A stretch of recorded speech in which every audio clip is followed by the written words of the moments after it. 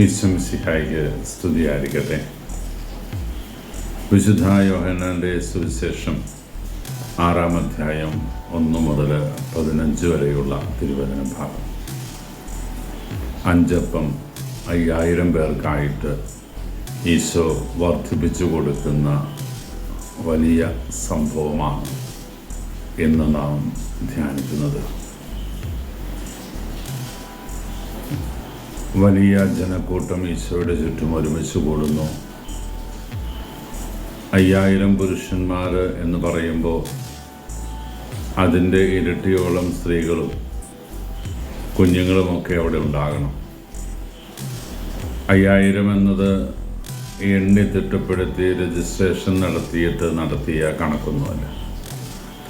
വലിയ ഒരു ജനാവലിയെ ഈശോ ഭക്ഷണം കൊടുത്ത് തൃപ്തി വരുവോളം വിളമ്പിക്കൊടുത്ത് പിന്നെയും ബാക്കി വന്നത് 12 കുട്ട നിറയെ ശേഖരിച്ചു എന്നാണ് തിരുവചനം നമ്മുടെ മുമ്പിൽ ഉയർത്തിവെക്കുന്ന ചിന്ത. ഇവിടെ 2-3 കാര്യങ്ങൾ നാം ആത്മവിചിന്തനം നടത്തേണ്ടത്. ഒന്ന്, ഈശോയ്ക്ക് ജനക്കൂട്ടത്തോട് തോന്നുന്ന അനുകമ്പയാണ്. ഈശോയുടെ അനുകമ്പ എന്ന വാക്കിന് വേദപണ്ഡിതന്മാർ നാം ഇന്ന് കരുതുന്ന അനുകമ്പയുടെ ഒരു ചിത്രമല്ല. അനുകമ്പ എന്നതിന് നമ്മുടെ നിഘണ്ടുവിലൊക്കെ ഉള്ള അർത്ഥം അയ്യോഭാവം തോന്നുക എന്ന് വെച്ചാൽ മുറിവേറ്റ ഒരുവനെ കാണുമ്പം അയ്യോ പാവം കഷ്ടമായിപ്പോയി എന്ന് തോന്നുന്ന ഒരു വികാരം. നമ്മളെക്കാളും സഹായമർഹിക്കുന്ന ഒരുവനെ കാണുമ്പോൾ അവൻ്റെ ദയനീയ സ്ഥിതി കണ്ടിട്ട് അവനോട് തോന്നുന്ന വലിയൊരു വികാരമാണ് ഈ അനുകമ്പ. എന്നാൽ ബൈബിളിലുടനീളം ഈശോയെ അവതരിപ്പിക്കുന്നത് ഈ സിമ്പതി എന്ന അർത്ഥത്തിലുള്ള വാക്കല്ല, എമ്പതി എന്ന അർത്ഥത്തിലുള്ള വാക്കാണ്. എമ്പതി എന്ന വാക്കിന് മലയാളത്തിലെ അർത്ഥം സഹാനുഭൂതി എന്നാണ്. സഹാനുഭൂതി അവൻ ആയിരിക്കുന്ന തലത്തിലേക്ക് തന്നെ ഒന്ന് ഇറക്കി വച്ചിട്ട് അതിൻ്റെ നിജസ്ഥിതി ഹൃദയപൂർവ്വം പരിശോധിക്കണം. ഇന്ന് വിശപ്പനുഭവിക്കുന്ന, ഇന്ന് വേദന അനുഭവിക്കുന്ന, ഇന്ന് ദുഃഖദുരിതത്തിലായിരിക്കുന്ന എൻ്റെ ഈ പ്രിയ സഹോദരൻ്റെ സ്ഥാനത്ത് ഞാനായിരുന്നുവെങ്കിൽ ഞാൻ എത്രമാത്രം വേദനിക്കുമായിരുന്നു. എൻ്റെ ഒരു പ്രശ്നമാണെങ്കിൽ ഞാൻ എത്രമാത്രം അതിനകത്ത് ഇടപെടുമായിരുന്നു എന്ന ചിന്തയോടുകൂടി അവൻ്റെ പ്രശ്നത്തെ തൻ്റെ പ്രശ്നമായി കണ്ടുകൊണ്ട് അഭിമുഖീകരിക്കാനുള്ള അഭിവാഞ്ചയാണ് സഹാനുഭൂതി അല്ലെങ്കിൽ എമ്പതി. തൻ്റെ അടുക്കിലേക്ക് കടന്നു വന്ന വലിയ ജനക്കൂട്ടത്തെ കണ്ടപ്പോൾ ഈശോയ്ക്ക് തോന്നുന്നത് അവരിലൊരുവൻ താനായിരുന്നെങ്കിൽ തനിക്ക് എത്രമാത്രം വിശക്കുമായിരുന്നു എന്ന ചിന്തയാണ്. 40 ദിനരാത്രങ്ങൾ മരുഭൂമിയിലെ പരീക്ഷണത്തിൽ പ്രാർത്ഥനയിൽ ചെലവഴിച്ച ഈശോയുടെ അടുക്കൽ പിശാച് വന്ന് അവൻ്റെ വിശപ്പിനെ മുതലെടുക്കാൻ ശ്രമിക്കുന്നത്. ഈശോയോട് അവൻ പറയുന്നു, കല്ലുകളോട് അപ്പമാകാൻ പറയണം. ഇത് യേശുവിൻ്റെ വേദനയെ, ദുഃഖത്തെ, അവൻ്റെ ത്യാഗത്തെ, അവൻ്റെ പ്രലോഭനത്തെ, അവൻ്റെ വിശപ്പിൻ്റെ വിളിയെ മാറി നിന്ന് കണ്ട് മുതലെടുക്കാൻ ശ്രമിക്കുന്ന ഒരു പിശാചിൻ്റെ ചിത്രമാണ്. ഈശോ ഇവിടെ കാണിക്കുന്നത് ആ പാവപ്പെട്ട ജനങ്ങളിൽ ഒരുവനായിട്ട് തന്നെ മാറ്റി നിർത്തിയിട്ട് അവരിലൊരുവൻ താനായിരുന്നെങ്കിൽ എന്തോരം വിശക്കുമായിരുന്നു എന്ന ചിന്തയാണ്. പ്രിയപ്പെട്ടവരെ, നമ്മുടെ സമൂഹത്തിലുള്ള വേദനിക്കുന്നവരെ, കഷ്ടപ്പെടുന്നവരെ, ദുഃഖിക്കുന്നവരെ കാണുമ്പോൾ നമ്മുടെ മനസ്സിലുണ്ടാകേണ്ടത് സിമ്പതിയല്ല, എമ്പതിയാണ്. അവരിൽ ഒരുവനായിട്ട് എന്നെ പ്രതിഷ്ഠിച്ചിട്ട് അവൻ്റെ ദുഃഖത്തിൽ ഞാൻ ഭാഗവാക്കാകുന്നു, അവൻ്റെ സ്ഥാനത്തേക്ക് ഇറങ്ങി നിന്ന് ഞാൻ ചിന്തിക്കുന്നു. ഇത് ദൈവികമായ ഒരു വെളിപ്പെടുത്തലിൻ്റെ വേദിയാണ്. അങ്ങനെ മറ്റുള്ളവൻ്റെ സഹനങ്ങൾ എൻ്റേതാക്കി മാറ്റാനുള്ള ഉൾവിളി ഏറ്റെടുത്ത് മുന്നോട്ട് പോകാൻ നമുക്ക് ആഗ്രഹിക്കാം. പ്രിയപ്പെട്ടവരെ, ഇന്ന് നാം വചനത്തിൽ കാണുന്ന രണ്ടാമത്തെ ഒരു സാധ്യത, യേശു പീലിപ്പോസിനോട് ചോദിക്കുന്നുണ്ട്, ഇവർക്കൊക്കെ അപ്പം വാങ്ങിക്കൊടുക്കാൻ നമ്മുടെ കയ്യിൽ എത്ര രൂപ ഉണ്ടെങ്കിൽ മതിയാവും.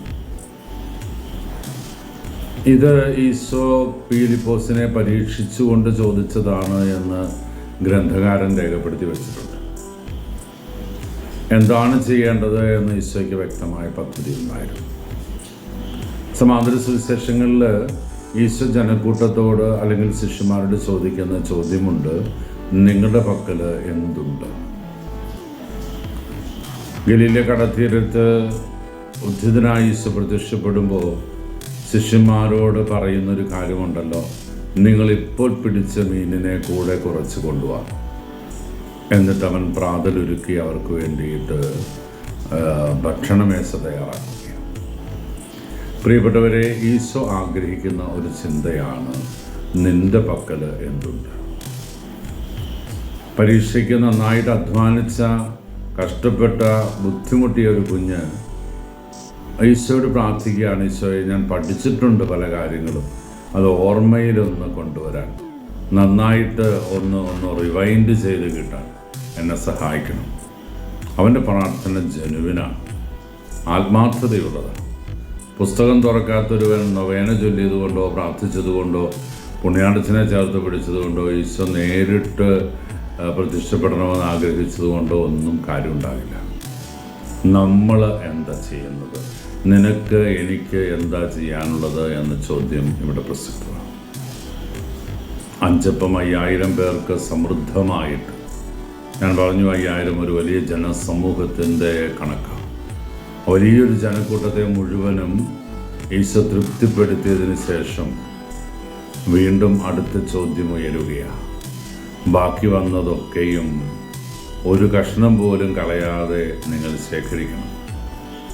12 കുട്ട നിറയെ മത്സ്യവും അപ്പവും ശേഖരിക്കപ്പെടുന്നു. ഒന്നും നഷ്ടപ്പെടുത്തി കളയരുത് എന്ന് ഈശോ ആഗ്രഹിക്കുന്നു.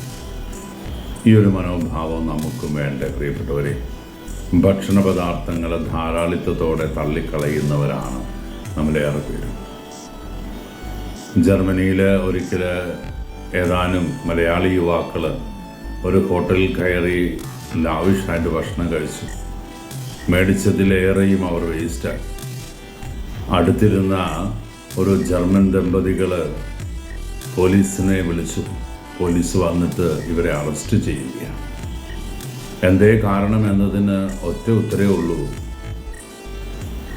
നിന്റെ കയ്യിലെ കാശുകൊണ്ടാകാം നീ വാങ്ങിച്ചത്, പക്ഷേ ഈ ധാരാളിത്തത്തെ ഉൾക്കൊള്ളാൻ ഒരുപക്ഷെ അവർക്ക് സാധിക്കുന്നില്ല. യൂറോപ്പ് രാജ്യങ്ങളിലൊക്കെ വേല ചെയ്യുന്ന ഒരുപാട് സഹോദരന്മാരൊക്കെ നമുക്കുണ്ട്. ഭക്ഷണപദാർത്ഥങ്ങൾ വേസ്റ്റാക്കി കളയുന്ന, ഉണ്ടാക്കിയിട്ട് ആടിനും കോഴിക്കും കൊടുക്കുന്ന പരിപാടി അവിടെയൊന്നും ആരും ചെയ്യാറില്ല. ആവശ്യത്തിന് ഭക്ഷണം, അത്യാവശ്യത്തിന് ഭക്ഷണം, അല്ലാതെ ലാവിഷാകൽ ഇവിടെ ഉദ്ദേശിക്കുന്നില്ല. തട്ടിത്തൂളി കളയുക. അമ്മമാരൊക്കെ ഒന്ന് ചിന്തിക്കുന്നത് നല്ലതാണ്. എന്തോ ഒരു ഭക്ഷണമാണ്. 3 പേരുള്ളൊരു വീട്ടിൽ 4-5 പേർക്കുള്ള ഭക്ഷണം ഉണ്ടാകും. 2 പേരുടേത് പിന്നെ തട്ടിത്തൂളി കളയുക. കാടിപ്പാത്രത്തിൽ ഇട്ടാലായി, പശുവിന് കൊടുത്താലായി, കോഴിക്ക് കൊടുത്താലായി. വീണ്ടും അടുത്ത നേരത്തെ ഭക്ഷണം തയ്യാറാക്കാൻ വേണ്ടി ഫ്രിഡ്ജിലെ ഭക്ഷണമൊന്നും ചേട്ടൻ കഴിക്കില്ല എന്ന് പറഞ്ഞ് വീണ്ടും അടുത്തതിന് വേണ്ടി കോപ്പ് കൂട്ടുക.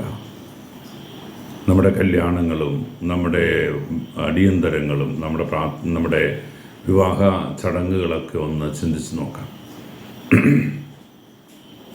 1000 രൂപയുടെയൊക്കെ പ്ലേറ്റ് എന്തോരെയാണ് നമ്മൾ നഷ്ടമാക്കി കളയുന്നത്. ധാരാളിത്തത്തിൻ്റെ ധൂർത്തിൻ്റെ മക്കളായിട്ട് നമ്മൾ മാറുന്നില്ലേ പ്രിയപ്പെട്ടവരെ? ഭക്ഷണം കഴിച്ചതിൻ്റെ, അമിത ഭക്ഷണം കഴിച്ചതിൻ്റെ ദുരന്തങ്ങളാണ് ഇന്ന് നമ്മളേറെ പേരും പേറുന്ന ഒത്തിരി രോഗങ്ങളുടെ പിന്നിലെന്ന് വൈദ്യശാസ്ത്രമൊക്കെ കണക്ക് കൂട്ടുന്നുണ്ട്. ദുർമേധസ് അടിഞ്ഞുകൂടുക നമ്മുടെയൊക്കെ ശരീരങ്ങളിൽ, ഒരുപാട് വലിച്ചു വാരി തിന്നുന്നതിൻ്റെ സന്തോഷം. നമുക്ക് ഇവിടെയൊക്കെ ഒരു വിചിന്തനം ആവശ്യമുണ്ട്. ആത്മവിചിന്തനത്തോടു കൂടി ഈ തിരുവചന ഭാഗത്തെ നമുക്ക് ഉൾക്കൊള്ളാം. ഈശ്വരെല്ലാവരും അനുഗ്രഹിക്കട്ടെ. കർത്താവ് ശംസിഹായുടെ കൃപയും പിതാവായ ദൈവത്തിൻ്റെ സ്നേഹവും പരിശുദ്ധാരൂപിയുടെ സഹവാസവും നാം എല്ലാവരും കൂടി ഉണ്ടായിരിക്കട്ടെ, ഇപ്പോഴും എപ്പോഴും എന്നേക്കും. ആമേൻ.